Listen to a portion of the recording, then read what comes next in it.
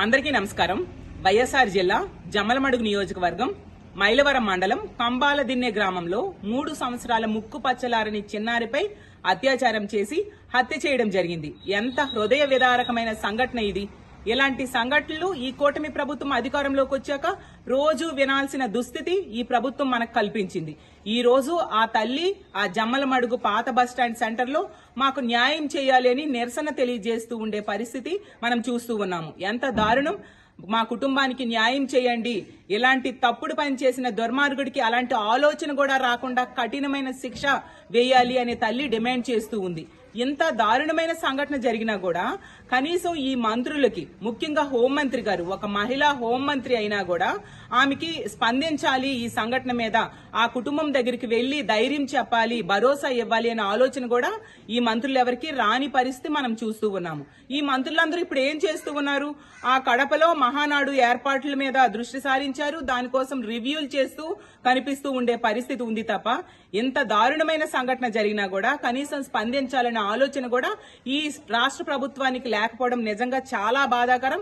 ఈ సంఘటన వెనుక కూడా ఆ దుర్మార్గుడు, ఆ కామాంధుడు మద్యమంతులో ఇలాంటి పని చేయడం జరిగింది. మేము ముందు నుంచి కూడా చెప్తున్నాం, ఈ కూటమి ప్రభుత్వం అధికారంలోకి వచ్చాక ఈ రాష్ట్రంలో మద్యం ఏరులై పారుతూ ఉంది. ఎక్కడికక్కడ విచ్చలవిడిగా బెల్ షాప్స్ కనిపిస్తూ ఉన్నాయి, పెర్మిట్ రూమ్స్ విచ్చలవిడిగా ఉండే పరిస్థితి చూస్తూ ఉన్నాము, వైన్ షాప్స్ పెరిగిపోయాయి.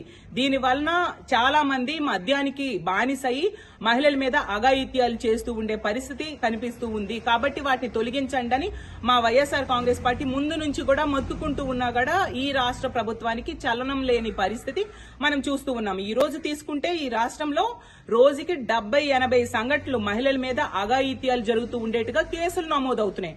అంటే గంటకి 3-4 సంఘటనలు, ఎలాంటి సంఘటనలు జరుగుతూ ఉండే పరిస్థితి మనం చూస్తూ ఉన్నాం. అంటే మహిళల రక్షణ ఎంత గాలిలో దీపంలా ఉంది అనేది మనం అర్థం చేసుకోవచ్చు. ఈ రోజు తీసుకుంటే ఈ కూటమి ప్రభుత్వం అధికారంలోకి వచ్చాక హోంమంత్రి గారు చెప్పారు, కూటమి అధికారంలోకి వచ్చింది, ఈ రాష్ట్రంలో ఉన్న ఆడబిడ్డలందరూ ప్రశాంతంగా నిద్రపోవచ్చు అని. అమ్మ హోంమంత్రి గారు, మిమ్మల్ని అడుగుతూ ఉన్నాను, ఎక్కడ ఆడబిడ్డలు ఈ కూటమి ప్రభుత్వం అధికారంలోకి వచ్చాక ప్రశాంతంగా నిద్రపోతూ ఉన్నారు?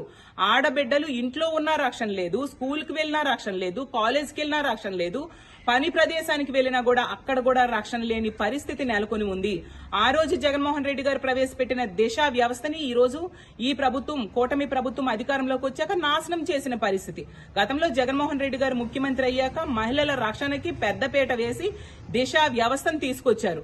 పక్క రాష్ట్రంలో ఒక మహిళకి అన్యాయం జరిగితే, ఆ మహిళ మీద అఘాయిత్యం జరిగితే అలాంటి సంఘటనలు ఈ రాష్ట్రంలో ఆడపిల్లలకి జరగకూడదు అని చెప్పి ఒక దిశ వ్యవస్థను తీసుకొచ్చి దిశ చట్టాన్ని ఇక్కడ అసెంబ్లీలో ఆమోదం చేసి కేంద్రం దగ్గరికి పంపించడం జరిగింది.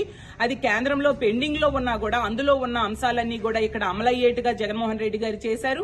అంతేకాకుండా దిశ యాప్ ని తీసుకొచ్చారు, దిశ పోలీస్ స్టేషన్స్ తీసుకొచ్చారు. అడుగడుగునా మహిళల రక్షణ కోసం పెద్ద పీడ వేసిన పరిస్థితి మనం చూసాము. అంతగా మహిళల రక్షణ కోసం చర్యలు తీసుకున్నారు జగన్మోహన్ రెడ్డి గారు. ఈ రోజు తీసుకుంటే ఈ కూటమి ప్రభుత్వం మహిళల రక్షణ అనే దాన్ని గాలి కొదిలేసిన పరిస్థితి. అందువల్లనే రిపీటెడ్ గా ఇన్ని సంఘటనలు మనం చూస్తూ ఉన్నాము. ఆడబిడ్డలు గాని, చిన్నారులకు గాని కనీసం రక్షణ ఈ ప్రభుత్వం అధికారంలోకి వచ్చాక ఈ ఆంధ్రప్రదేశ్ రాష్ట్రంలో లేదు అనేది తేటతెల్లమవుతూ ఉంది. కాబట్టి ఎప్పటికైనా మంత్రులు గాని, హోంమంత్రి గారు గాని, ముఖ్యంగా ముఖ్యమంత్రి గారు గాని దీని మీద స్పందించండి. స్పందించడానికి మీకు తీరిక లేకపోవడం చాలా అన్యాయం, చాలా దారుణం. ఈ కుటుంబానికి మీరు ఆదుకోవాల్సిన బాధ్యత మీ మీద ఉంది. ఆ కుటుంబం దగ్గరికి వెళ్లి వాళ్ళకి ధైర్యం చెప్పాల్సిన బాధ్యత ఉంది. ఆ కుటుంబానికి న్యాయం చేయాల్సిన బాధ్యత ఉంది. ఆ నిందితుడికి కఠినంగా శిక్షించాలి. శిక్ష కూడా, విచారణ కూడా వేగవంతం చేసి తొందరగా శిక్ష పడేట్టుగా చేయాల్సిన బాధ్యత ఉంది. ఆ కుటుంబానికి ఆర్థిక సహాయం కూడా చేయాల్సిన బాధ్యత ఈ రాష్ట్ర ప్రభుత్వం మీద ఉంది. అలాగే ఆ తల్లి కోరుకున్నట్టుగా ఆ దుర్మార్గుడికి కఠినమైన శిక్ష వేసేట్టుగా చూడాల్సిన బాధ్యత ఈ రాష్ట్ర ప్రభుత్వం మీద ఉందని తెలియజేస్తూ ఉన్నాను. ఖచ్చితంగా ఆ కుటుంబానికి న్యాయం జరిగేట్టుగా చర్యలు తీసుకోవాల్సిందిగా ఈ ప్రభుత్వాన్ని కోరుకుంటూ సెలవు తీసుకుంటున్నాను.